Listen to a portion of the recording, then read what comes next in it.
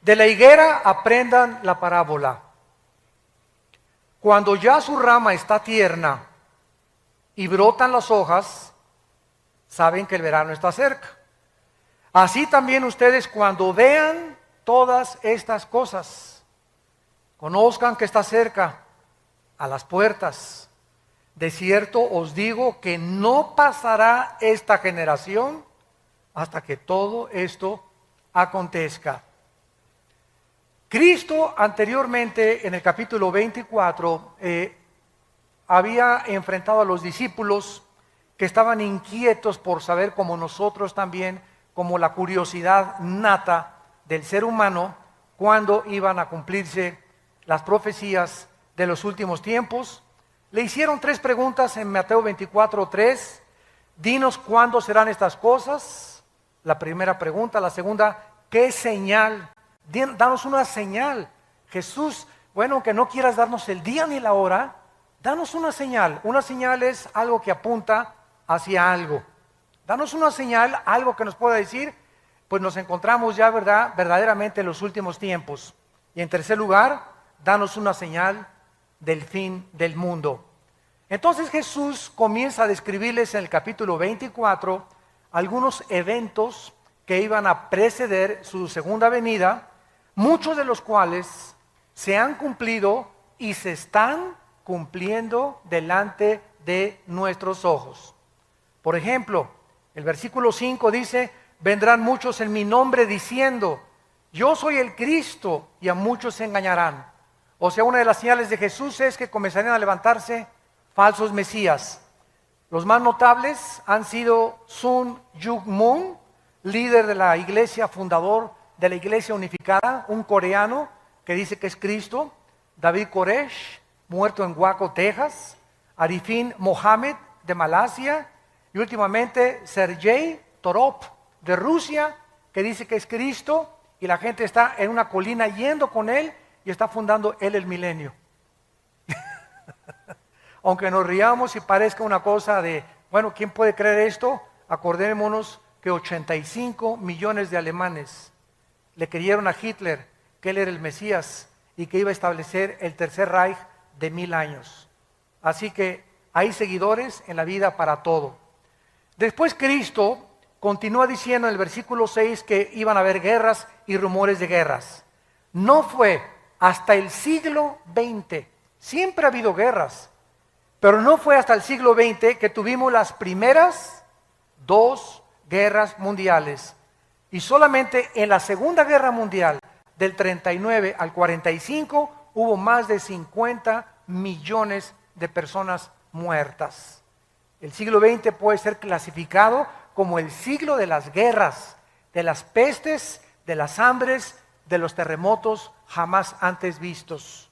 Existen muchas señales de la venida de Cristo, así como las hubo de su primera venida. Pero solamente aquí en el siglo XXI, vean ustedes el terremoto de Chile, 9.2 grados, movió 5 centímetros el eje de la Tierra.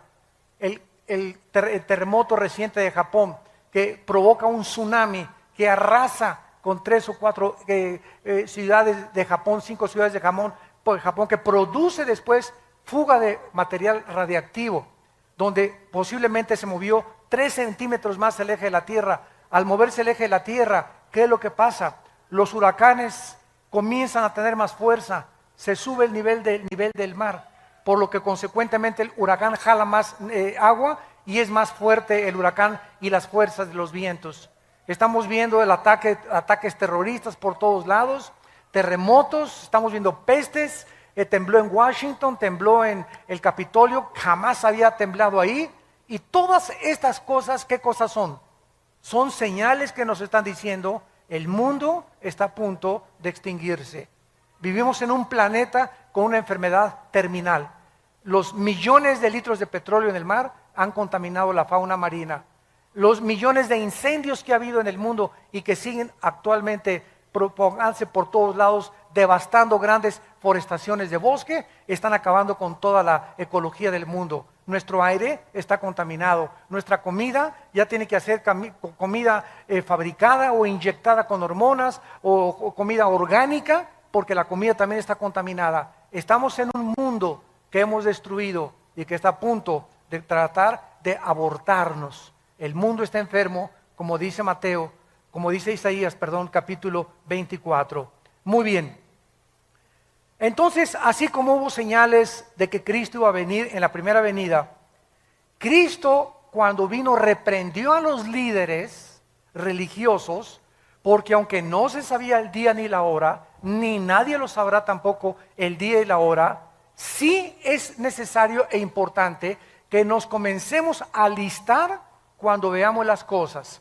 Por ejemplo, en Lucas, capítulo 12, versículo 54, Cristo enojado con los fariseos y los líderes y con la gente, les dijo lo siguiente, Lucas 12, 54, decía también a la multitud, cuando veis la nube que sale del poniente, luego decís, agua viene, y así sucede, es lógico, ¿verdad? Salimos ahorita a la calle y está todo nublado y aborrascado el cielo. ¿Qué cosa nos muestra? ¿Va a llover? ¿A qué horas? A las 3, no sé. A las 2, a lo mejor en 5 minutos, a lo mejor en 2 horas. Pero el acumulamiento de nubes nos habla de que ya no tarda en caer la lluvia. Cuando sopla el viento del sur, decís, hará calor, y lo hace. Es en lo que se basan los pronósticos del tiempo y de los climas.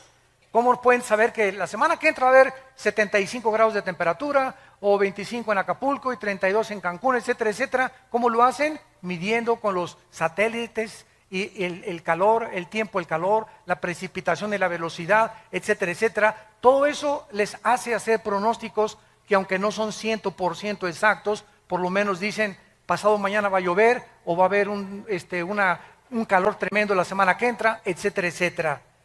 Hipócritas, versículos 56, que saben distinguir el aspecto del cielo y de la tierra, y cómo no distinguen este tiempo.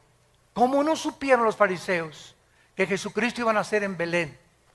Isaías lo decía, que su madre iba a ser una virgen, que cuando hubiera un levantamiento en Roma y tratara Roma de conquistar Jerusalén y el mundo, el Mesías iba a venir.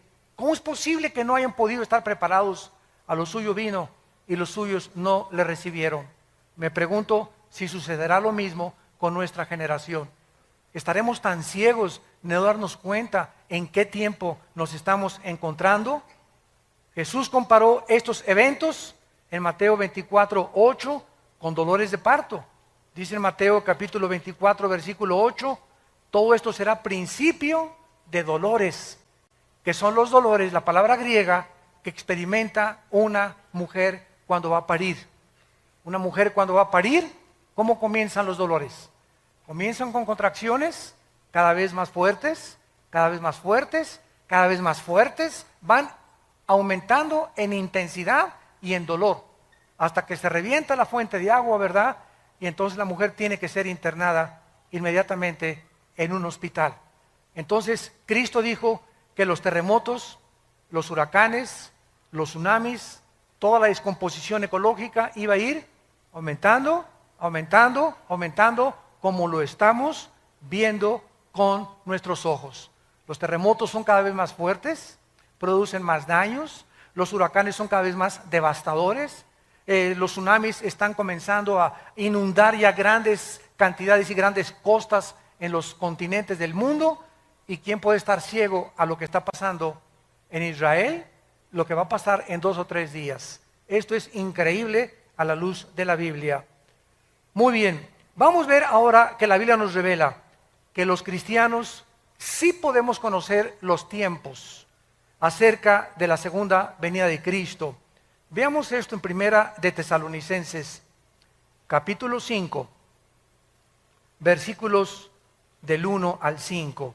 Primera de Tesalonicenses, capítulo 5, los primeros 5 versículos.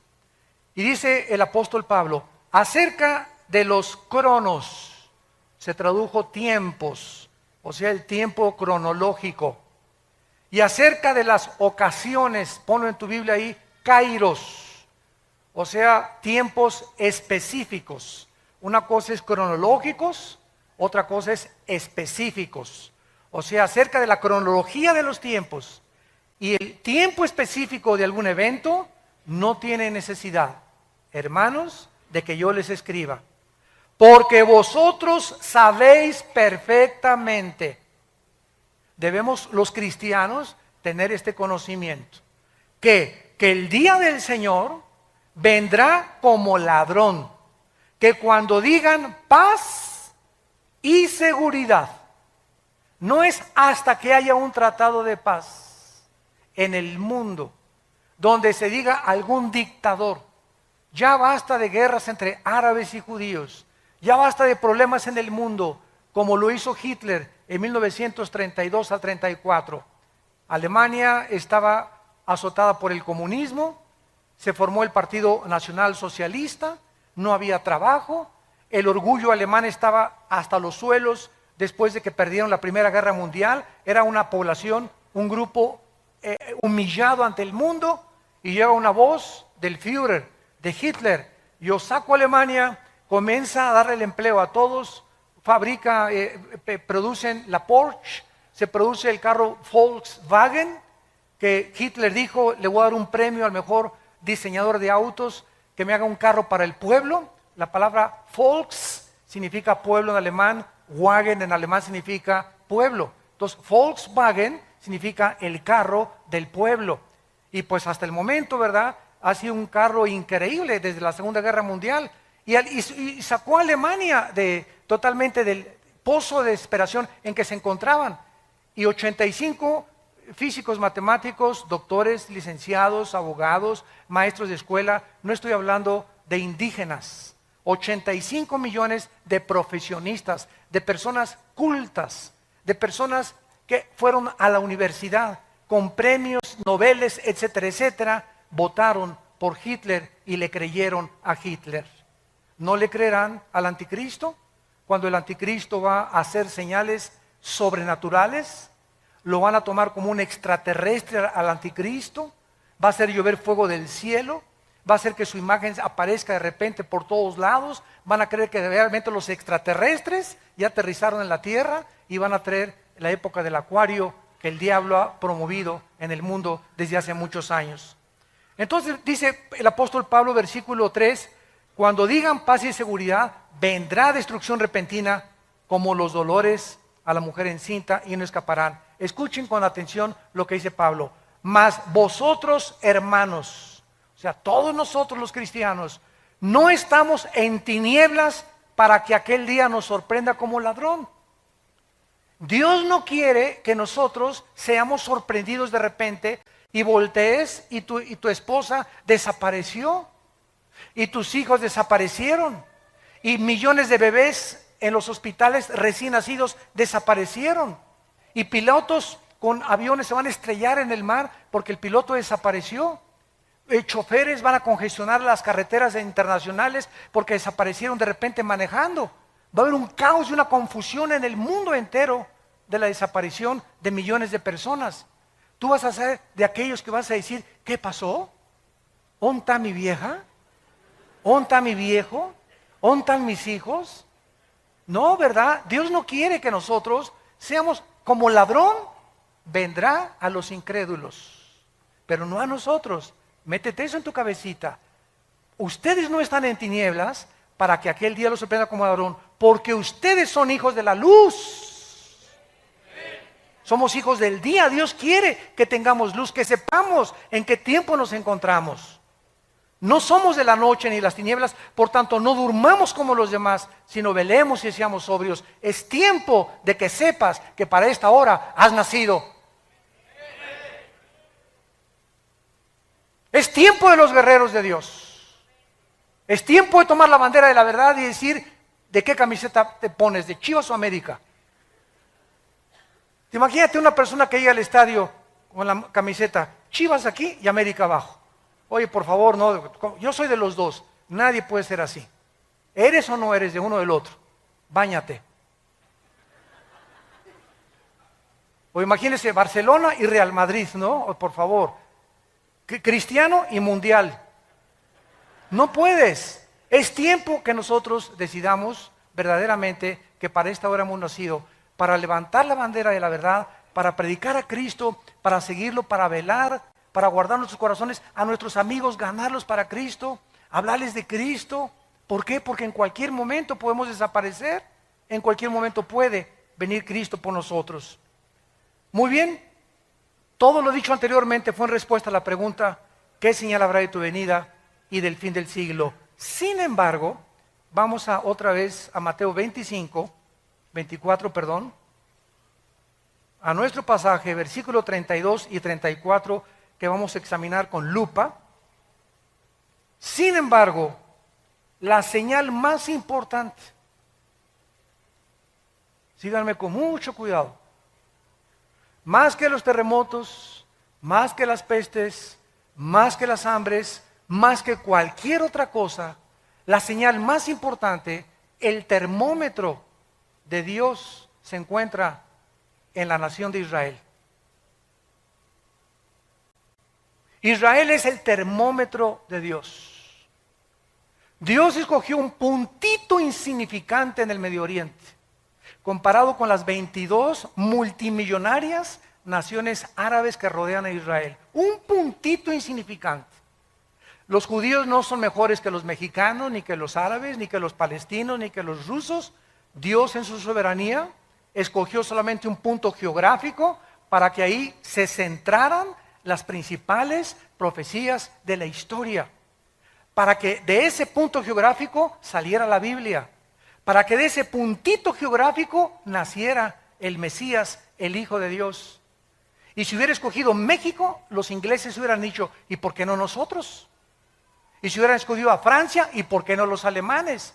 La cuestión es que a Dios le dio la gana, no te iba a preguntar a ti ni a mí, a escoger un punto geográfico y una nación, y Él escogió Israel. ¿Y quién va a contradecir a Dios? ¿Por qué escogiste Israel? Vuelvo a repetir, no fue porque fueran mejores porque se los dijo en Deuteronomio 7, sino porque los amé y porque quiero que mis profecías se cumplan a través de ustedes. Entonces Dios escoge Israel y desde 1948, 14 de mayo de 1948, el Estado libre, independiente y soberano de Israel, ante los ojos estupefactos del mundo entero, se constituye como una nación en un día. Cumpliendo la profecía de Isaías 66, ¿podrá nacer una nación en un día? Pues ha sido Israel la única de la historia. Este es importante porque tenemos que preguntar dos preguntas para contestar nuestro pasaje. Número uno, ¿quién representa la higuera? Porque dice el pasaje, Mateo 24:32, de la higuera aprendan la parábola. Cuando su rama está tierna y brotan las hojas, sepan que el verano está cerca. Y la segunda pregunta que tenemos que contestar es, ¿cuánto tiempo involucra una generación? Si podemos descifrar estas dos claves, ¿quién es la higuera y cuántos años constituyen una generación a los ojos de Dios en la Biblia? Tenemos bastante información para darnos cuenta que nos encontramos en esa generación, que no pasará hasta que todo acontezca. Sigamos leyendo y sigamos estudiando. Vamos a ver en primer lugar en Oseas, en el Antiguo Testamento, que en el Antiguo Testamento la nación de Israel representa o está representada por dos árboles.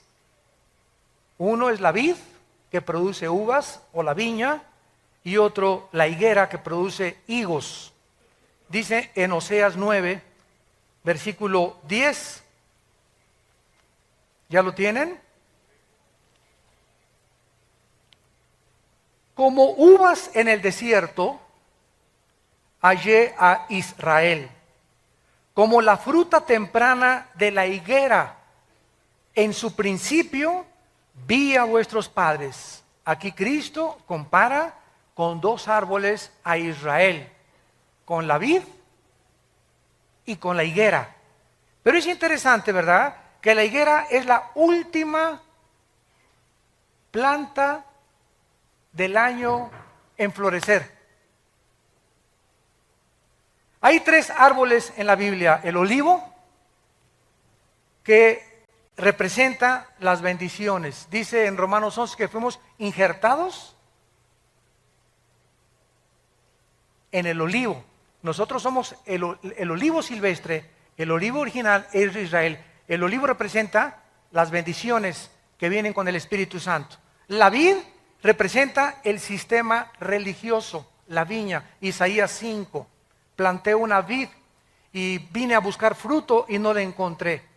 Y esta misma parábola de Isaías 5, representando la vid, Cristo dice cuando vio la higuera, la maldijo, que era una profecía más adelante de que Israel atraería la maldición sobre sus vidas por haber rechazado al Mesías. Y en tercer lugar, la higuera representa la resurrección nacional de Israel.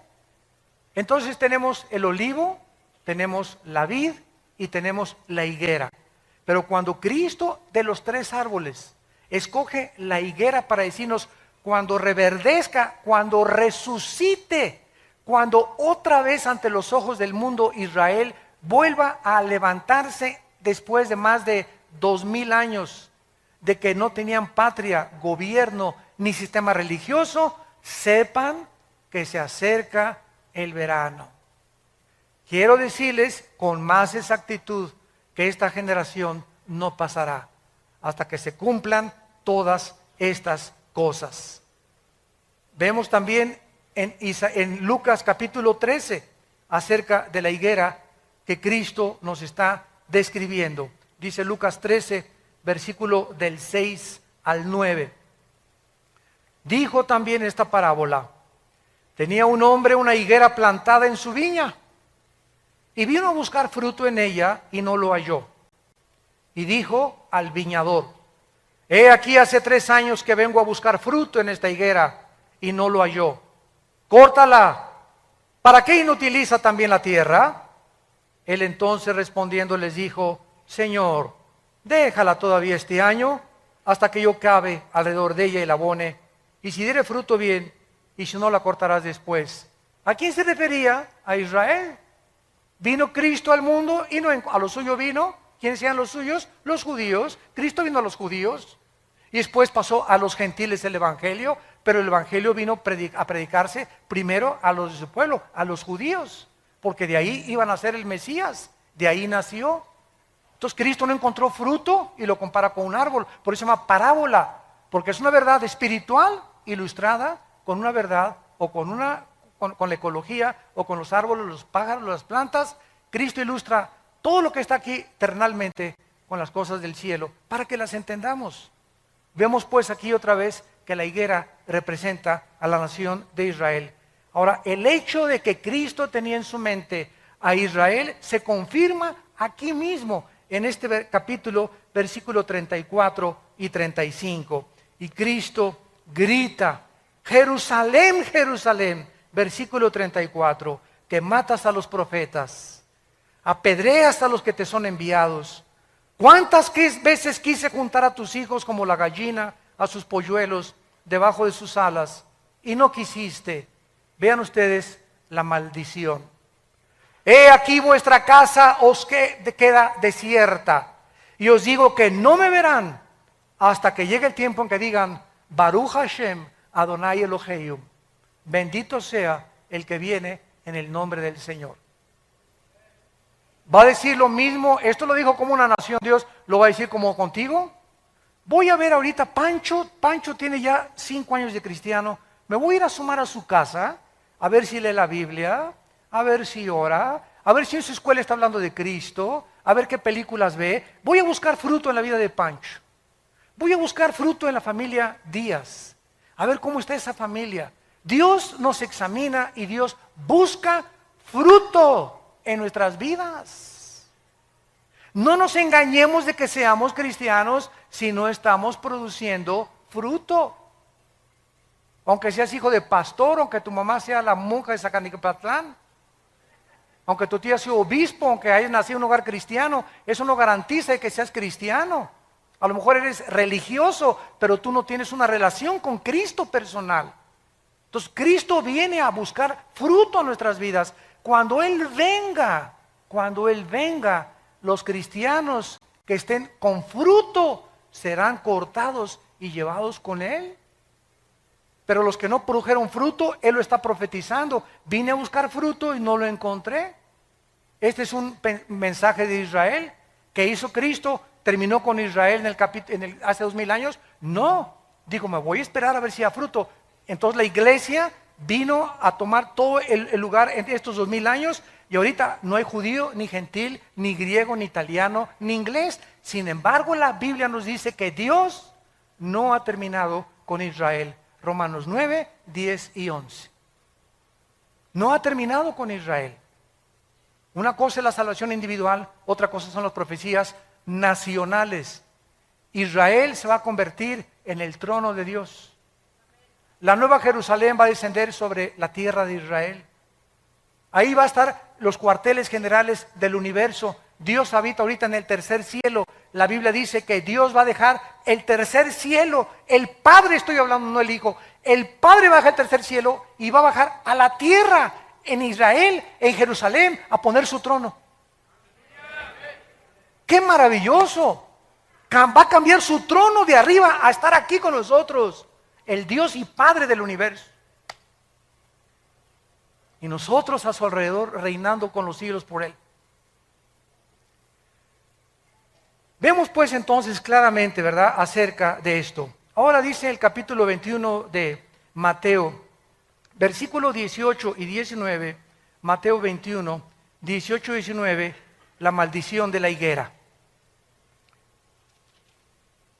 Por la mañana, volviendo a la ciudad, tuvo hambre y viendo una higuera, está hablando de Jesús, cerca del camino vino a ella. Y no halló nada, sino hojas solamente. Y le dijo, nunca jamás nazca de ti fruto. Y luego se secó la higuera. Viendo los discípulos que se han maravillado, ¿cómo es que se secó enseguida la higuera? Bajo el Nuevo Testamento, para que entendamos este pasaje, los judíos tenían que presentarse 3 veces al año delante del Señor en la ciudad de Jerusalén. Jesús mismo vino a la ciudad de Jerusalén, vía Jericó, porque era el camino que siempre tomaba Cristo para llegar a Jericó, y en varias ocasiones fue a Jerusalén Cristo para celebrar, ¿se acuerdan las bodas de Caná, los tabernáculos, el Yom Kippur? Lo vino a celebrar Cristo en Jerusalén. Uno de esos días en que Cristo iba a Jerusalén, se encontró con la higuera, que sin duda en los viajes anteriores la había visto. Pregunta, ¿por qué no la maldijo antes, verdad? Lo vamos a ver. Pero el día precisamente en que él maldijo la higuera fue el día de su entrada triunfal a Jerusalén, cuando observó que no tenía fruto. Al llegar a Jerusalén, fue recibido como el Mesías, Hosana, el que viene en el nombre de Jesús, por la mayor parte de la gente. En la tarde se dirige a Betania, a la casa de Marta, de María y de Lázaro, a pasar la noche, porque venía camino a Jericó, y al regresar al día siguiente a Jerusalén, fue cuando él se detiene y maldice la higuera. Ya vimos que la higuera representa, sin ningún lugar a dudas, a Israel. Y esta acción de maldecir la higuera, porque no tenía fruto, vemos realmente que es una señal profética de que tampoco había encontrado fruto en la nación de Israel. Y cuando a Cristo lo crucifican, y cuando Pilato le dice a la gente, ¿a quién quieren escoger? Suelta a Barrabás, crucifícale. Pilato les dijo, la sangre sea sobre sus cabezas. Y el pueblo de Israel dijo estas palabras, que la sangre del Mesías sea sobre nosotros. Y en 2000 años no ha habido un grupo étnico como Israel expulsado de la mayor parte de las naciones. Simplemente el holocausto en 1943, 44, 45 de Hitler, donde más de 6 millones de judíos fueron matados de hambre y en las cámaras de los gases, cómo los han odiado, cómo ahorita estamos en el siglo XXI y el mundo los odia, los árabes no los quieren aceptar. Ahorita hay 120 naciones, de las 200 naciones que tenemos en el globo terráqueo, 120 están votando contra el Estado de Israel. La única nación que lo ha defendido ha sido Estados Unidos. ¿Por qué Estados Unidos desde la Segunda Guerra Mundial, señores sociólogos, historiadores, comunistas y ateos que nos visitan y que nos ven por la televisión? Pregúntate por qué Estados Unidos ha sido bendecido. ¿Por qué le tienes tanta envidia a Estados Unidos? El mejor país vestido, donde mejores empleos ha habido, donde a la gente se le reconoce lo que sabe, con el mejor ejército, el mejor sistema político que hay ahorita en el mundo, donde más o menos hay justicia mejor que en otros países. Ha detenido el comunismo, el fascismo, el nazismo. Si no fuera por Estados Unidos, aunque ahorita está hundiéndose, todo el mundo quiere Estados Unidos. Nadie se quiere ir a Rusia, nadie se quiere ir a la China, a México menos ahorita. ¿Por qué Estados Unidos es la nación del sueño americano? Hasta hace algunos años, porque ya no es igual, ya se acabó todo eso, porque ya los últimos presidentes han apostatado y han entregado a Estados Unidos en manos de los árabes y han traicionado a Israel desde el presidente Clinton. ¿Por qué? Porque los árabes tienen el 65% de la producción petrolera del mundo entero. Y ahorita el presidente Obama, si no se alinea con las naciones árabes, le cortan el petróleo a Estados Unidos, y Estados Unidos consume el 50% del petróleo de toda la producción del mundo entero. Después de Estados Unidos sigue China, Japón y Alemania. Pero Estados Unidos consume la mitad del petróleo que se produce en el mundo. Así que por eso hundirían totalmente sin petróleo igual a Europa si los árabes no acceden Occidente a que el Estado palestino sea reconocido, quitarles Jerusalén y que puedan los judíos devolver los territorios que ganaron en la guerra. Todo está exactamente como la Biblia lo dice. Zacarías 12, 2 y 3, Zacarías 14, del 3 al 4, Mateo 24, Mateo 25, Apocalipsis, Daniel, todo dice que cuando Jerusalén la rodearan los ejércitos, ante nuestros ojos está sucediendo pasado mañana. Ya se queda sola Jerusalén. ¿Qué va a pasar? Tal vez una guerra nuclear. La Biblia profetiza que Siria, Apocalipsis 17, va a desaparecer. Tal vez Israel conteste con armas nucleares a Siria y borre del mapa a Siria, y el anticristo salga de la región de Siria o Irak, y después de esta devastación se den cuenta, bueno, que nos estamos matando, surja como Hitler el anticristo y traiga la paz. Y cuando digan paz y seguridad, nos pintamos.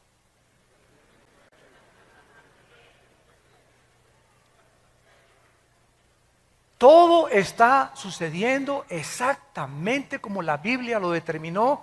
Dios, yo soy Dios, Isaías 44, que pongo en orden desde el principio lo que ha de acontecer. Nadie más que Dios podía habernos puesto cronológicamente la caída de los imperios, el transcurrir de la historia, cómo iban a acontecer, cómo sería la última generación, lo que iba a pasar. Todo lo que dice Apocalipsis está sucediendo. En el 2012, el año que entra, ¿qué están esperando? Que se alineen los planetas. Que el satélite Alien, ahorita que dicen que es un planeta, cuando se alineó con el Sol, tembló en Chile. Cuando se alineó con el Sol, este planeta, tembló en Japón. Ahora esperan que en el 2012 se alinee otra vez con el Sol y tal vez vengan ahora sí radiaciones solares, ya no hay ozono que nos proteja y comienza el mundo a ser convulsionado, comienzan los tsunamis a inundar Hawái, Acapulco, Cancún, las costas, la costa mediterránea, Francia, etcétera, etcétera, desfalleciendo los hombres por las cosas que sucederán, confundida la gente por el bramido de las olas y del mar, por los terremotos y toda la gente buscando una luz, y nosotros somos en esta generación la luz. ¿Estás tú brillando en tu casa, en tu familia? ¿Estás tú brillando en tu trabajo con tus amigos? ¿O sigues con el triunfo del amor? ¿Sigues viendo a Lady Gaga? ¿Por eso estás tan enchamucado como estás? ¿En qué mundo? Es que es el tiempo de nosotros.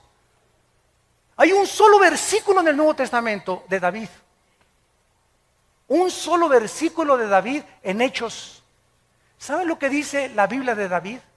El Espíritu Santo, ¿cómo resumió la vida de David? Dice en Hechos, y David sirvió a su generación. Es todo lo que se dice de David. ¿Cuál es ahorita es la generación de nosotros? Desde que tú naciste es tu generación. ¿Qué estás haciendo por tu generación? Los años así pasan. Y no te has decidido todavía a hablar de Jesús, a entregar tus bienes a Jesús, a seguir a Jesucristo, a hablar de Cristo, a santificar tu vida, a limpiar tu vida sexualmente.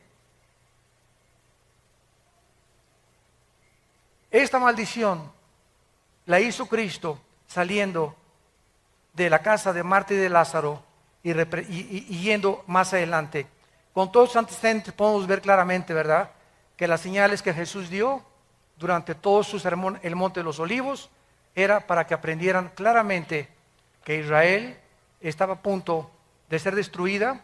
En el año 70, los romanos llegaron con el general Tito y no dejaron piedra sobre piedra. Cuando Cristo vivió, ¿saben cuál era el objeto de los fariseos? Construir edificios y templos.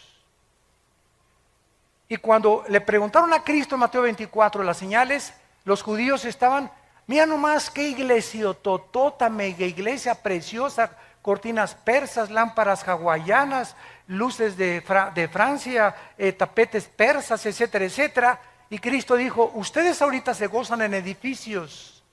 Yo les diré que no quedará piedra sobre piedra. Y cuando vino Roma y arrasó con Jerusalén, ¿dónde quedaron sus supuestos templos e iglesias hechos pedazos? ¿Quiénes sobrevivieron? Las almas de los hombres.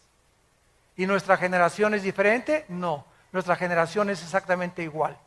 Ahora estamos tratando de hacer megas construcciones de 20, 30 millones de dólares. Cuando Dios no nos mandó a construir edificios, nos mandó a predicar el Evangelio de Jesucristo. Ya si Dios nos quiere regalar, y si alguien me dice, te regalo 15 millones de dólares para que hagas un edificio, una iglesia, gloria a Dios. Pero a la iglesia no la vamos a meter en drogas, ni obligar, ni a presionar. Den y den y den y den. Les decimos, den para las misiones, para mandar misioneros, para sostener más pastores. Nunca hemos pedido para la construcción. Y hasta ahorita Vida Nueva para el Mundo no tiene, ni es dueña de ningún edificio en el mundo entero. No somos dueños de nada. Y así hemos sobrevivido y estamos en más de 70 naciones, sosteniendo a más de 15 misioneros y pastores en el mundo.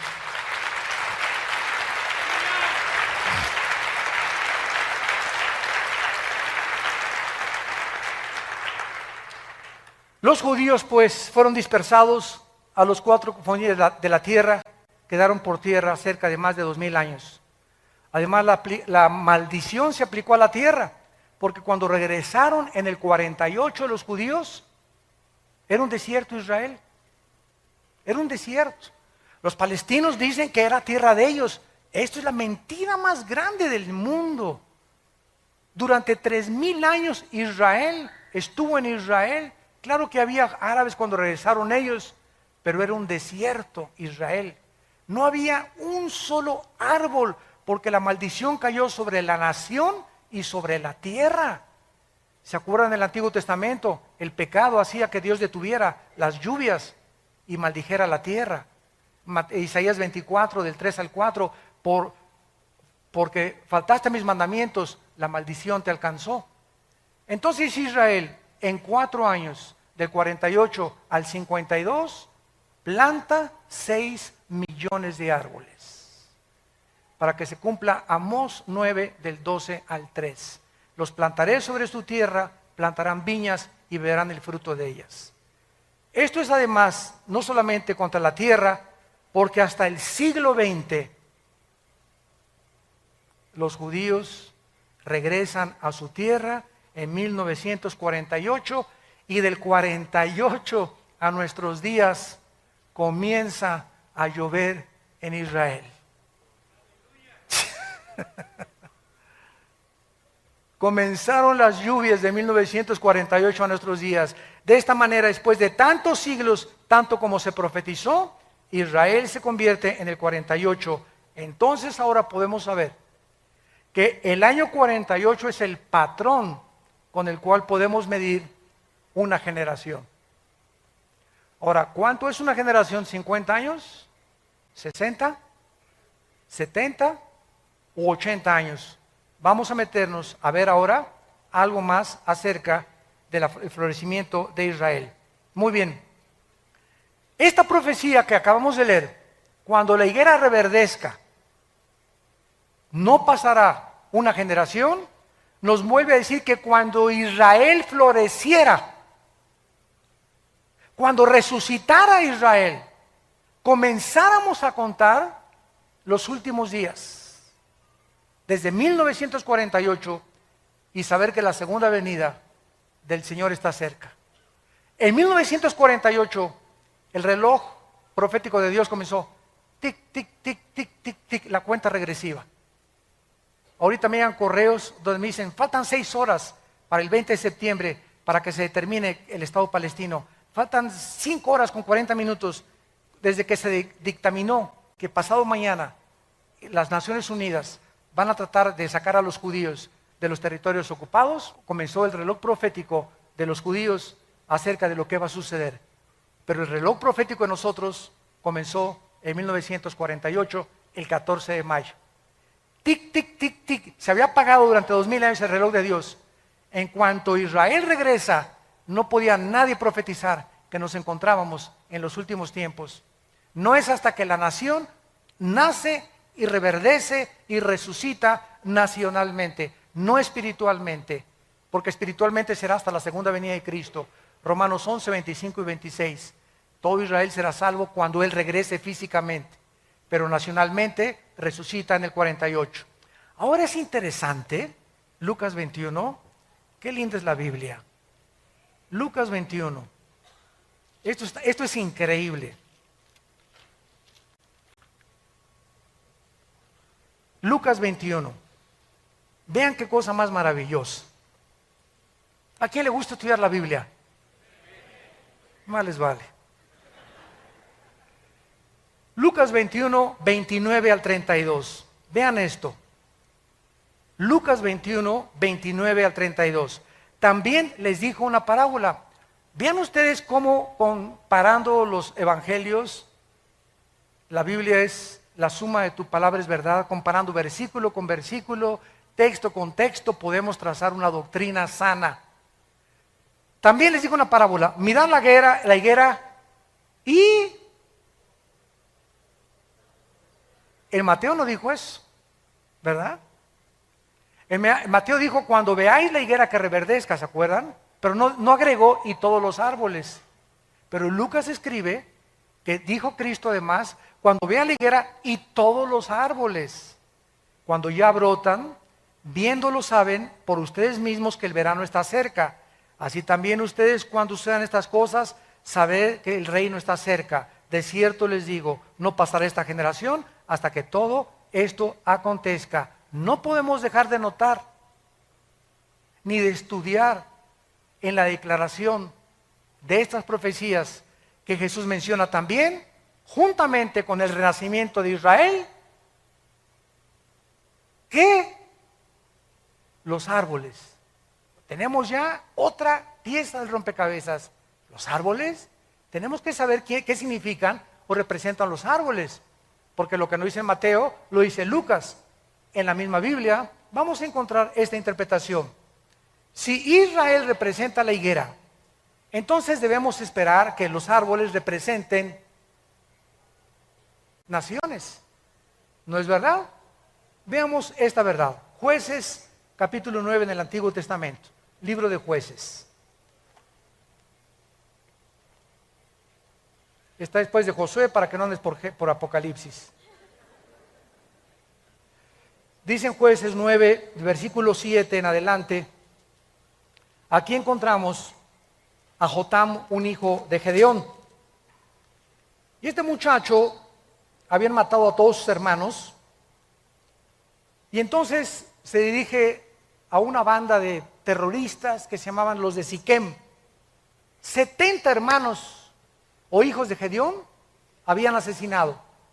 porque todos querían ocupar el trono, era la lucha por el poder, y Abimelech quería sentarse en el trono.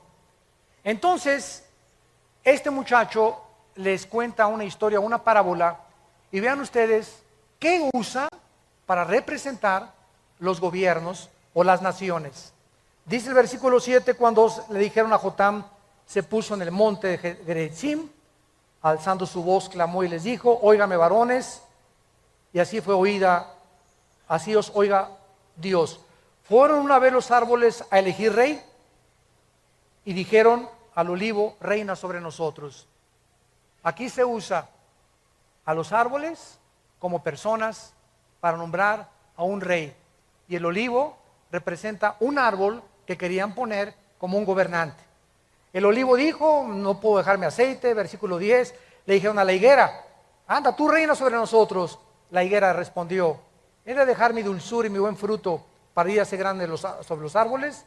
Versículo 12, y los fueron con la vid, reina con nosotros. Total que fueron con 3 árboles, la higuera, la vid y el olivo. Los 3 árboles que representan a la nación de Israel. Vemos pues que los árboles representan en Daniel 4 también. Nabucodonosor se le compara con un árbol que va a crecer y que es cortado y que no va a dejar de dar fruto.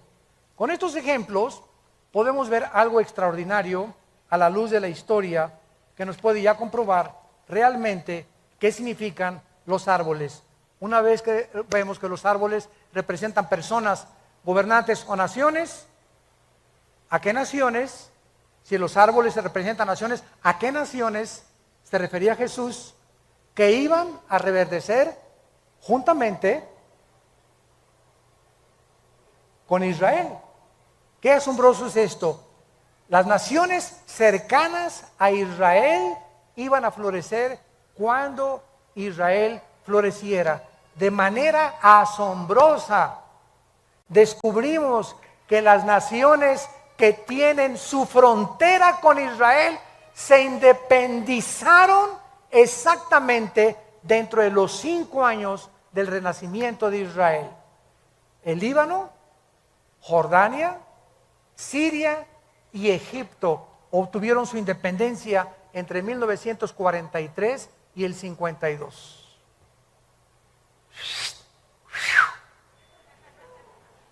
Escuchen esto, todavía falta. Líbano, después de la Primera Guerra Mundial, Francia obtuvo el mandato de Siria, que era la antigua porción del Imperio Otomano o de los persas. Francia superó la región del Líbano en 1920 y en el 43 Líbano florece como nación independiente. Jordania, después de la Primera Guerra Mundial, la disolución del Imperio Otomano, Inglaterra recibe el mandato de gobernar la mayoría del Medio Oriente. La Gran Bretaña separa la región autónoma de Transjordania en 1920 y Jordania se independiza en 1946 y adopta el nombre de Jordania hasta 1950. Siria administra esta región Francia después de la guerra y Siria se independiza en el 46 también, exactamente cuando se independizó Jordania. Egipto obtiene su independencia y soberanía con el derrocamiento de la monarquía británica en 1952. Estas naciones, al igual que Israel, no existían independientes hasta después de 1943. Y esto fue simplemente eran parte del Imperio Otomano, parte del Imperio Británico o colonias de Francia. Su nacimiento alrededor de Israel en el 48 nos muestra de manera asombrosa que eran las naciones a las cuales Cristo profetizó, que no es coincidencia que en ese tiempo de 5 años se independizaron todas las naciones que tienen su frontera con Israel. ¿Es la Biblia la palabra de Dios? ¿No es maravilloso que nosotros podamos saber claramente todo lo que está pasando en el mundo? Y terminamos con la generación. La higuera es Israel, las naciones, las que tienen su frontera con Israel, que se independizaron. Ahora tratemos de ver cuánto es una generación a la luz de la Biblia. La palabra generación, dor, en el hebreo, se tradujo al griego genea, de donde viene la palabra genealogía, de donde viene la palabra genes. Nuestros genes también vienen de ahí. Y esta palabra significa una época o una generación de personas o un periodo particular de vida desde el nacimiento hasta que morimos. Vean ustedes el Salmo 78, versículo 8. Salmo 78, versículo 8. Y no sean como sus padres, generación contumaz y rebelde, generación que no dispuso su corazón, ni fue fiel para con Dios su espíritu. Israel nació el 80% de la gente de Egipto cuando tenían 40 años. Más 40 en el desierto. 80 años. Muy bien. ¿Son 80 años una generación realmente? Bueno, vamos a ver que si representa a un grupo de gente que nace y muere dentro del mismo periodo de tiempo, se le llama una generación. Salmo 90, versículo 10,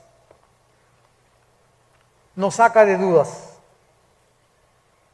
Los días de nuestra edad son 70 años. En los más robustos, los que no comen papitas ni Coca-Cola, y van a llegar a los 80 años con toda su fortaleza, es molestia y trabajo. Escuchen esto, amados hermanos santos de Dios. De acuerdo al libro de Hechos Mundiales de la CIA, World Factbook, mayo del 2010, el promedio más largo de vida de los seres humanos en el 2009 fue de 84 años en Macao. 84 años fue el promedio más elevado de vida en el 2010. Suiza ocupó el 10º lugar con 80 años de edad. Israel el 12º lugar con 80 años, .73. Estados Unidos el 49º lugar con 78 años de edad. Guatemala el 143º con 70 años de edad. La mayor parte de los seres humanos, o sea, de acuerdo a estas estadísticas, el 82.5% vive en un promedio de 60 años. ¿No pasas del sesentón?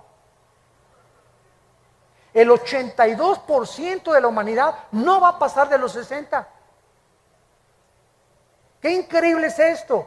Y solo un 9.8% de toda la humanidad alcanza los 80.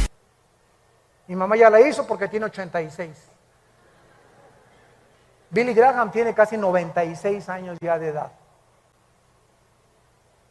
Mateo nos provee la clave claramente, ¿verdad? De lo que vive una persona exactamente, son 80 años de acuerdo a la Biblia, en los más robustos. Ahora, 1948 más 80, 2028. ¿Ok? Si es que sé algo de sumar. Si el 2028 más o menos, sin que sepamos el día y la hora, fuera la segunda venida de Cristo, tendríamos que restarle 7 años de la tribulación, ¿no?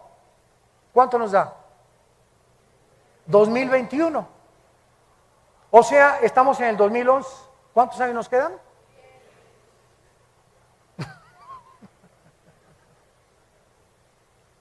Aquí no podemos de ninguna manera ser dogmáticos. Y eso no contradice lo que Jesús dijo, el día y la hora nadie la sabrá, pero sí los tiempos. Yo no sé si será el rapto en el 2002 o en el 15.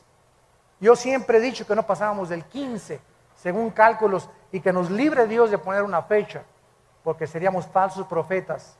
Pero los tiempos aproximados son posiblemente antes del 2028. Si la generación de los 80 años se cumple de acuerdo a la Biblia. Pues en el 20, en el 19, en el 16, en el 23, por favor no digan, el hermano Aldisen dijo. Me meten en problemas. Que quede bien claro lo que estamos diciendo. Y sabe una cosa, que cuando yo leí esto, se me estremeció la piel. Le dije, Señor, ¿realmente nos estás diciendo que nos quedan 10 años, 12 años más de vida tal vez? ¿Será posible esto? Y bueno, lo vamos a ir viendo con lo que siga pasando el año que entra, etcétera, etcétera. Lo único que sé yo es que llegó la hora para la cual nacimos. Y que si estas cosas han de suceder, ¿cómo no debemos de vivir una vida pía, santa y piadosa? Entregándonos cada vez más al Señor, buscando más su voluntad y dejándonos ya de vanidades ilusorias. Y entendamos para qué nacimos. Y sepamos que lo que más le interesa a Dios es que lo conozcamos. Y que seamos guardados de la hora de la prueba. Lucas 21, para que seamos tenidos por dignos de las cosas que acontecerán en la tierra. ¿Estás tú listo para encontrarte con tu Dios? Gracias por tu palabra, Señor. Gracias por tu palabra, Señor, y por los tiempos que nos permites vivir. Donde estamos viendo que las nubes se están juntando de las catástrofes, de los holocaustos, de las tragedias en el mundo, de los fenómenos naturales, donde la naturaleza se ha vuelto contra nosotros. Y sabemos que estas son señales. Y tenemos tal vez 2 años, 10 años, solo tú lo sabes. Lo único que sabemos es que ya el tiempo se ha acercado. Y que estas consideraciones que hemos traído a la luz de tu palabra, con la ayuda del Espíritu Santo como nuestro Maestro, nos hacen temblar interiormente de temor a ti, de acercarnos más rápido a ti, de entregar nuestras vidas con pasión a ti, y de saber que tú eres la única causa por la cual vivimos. Porque si vivimos es para ti, y si morimos es para ti también, Señor. Ya sea que vivamos o que muramos, le pertenecemos al Señor. Muchos de ustedes que nos ven por la televisión y que están aquí presentes, yo los invito a que vengan a la cruz en este momento. Vengan a la cruz, ven a hacer la paz con Dios. Prepárate para encontrarte con tu Dios. Si Cristo no viene en 20 o 30 años, el día de tu muerte, lo vas a enfrentar. Y será el día de tu juicio, donde no tendrás otra oportunidad, como la tienes en esta tarde, de arrepentirte de tus pecados y de entender que no eres un animal. Somos personas inteligentes, agentes morales, responsables de las decisiones que tomamos, cuyas consecuencias son para bien o para mal siempre. Cada decisión que tomamos tiene consecuencias, para bien o para mal. Y tú y yo somos responsables delante de Dios, nadie más que nosotros, de las decisiones que tomamos. Ven a Cristo, toma esta decisión en tu corazón hoy, y ahí desde tu lugar dile: Señor mío y Dios mío, he oído tu voz profética a través de la Biblia y me arrepiento de mis pecados. No quiero que me sorprenda como un ladrón de repente y desprevenido tu venida. Quiero estar preparado, Señor. No quiero perderme galardones. No quiero ser avergonzado delante de tus ojos cuando tú vengas por mí. Te pido que entres a mi corazón. Te recibo porque creo que en la cruz pagaste con tu sangre por mis pecados, que a los 3 días resucitaste de los muertos y que vienes pronto por mi vida para reinar contigo eternamente.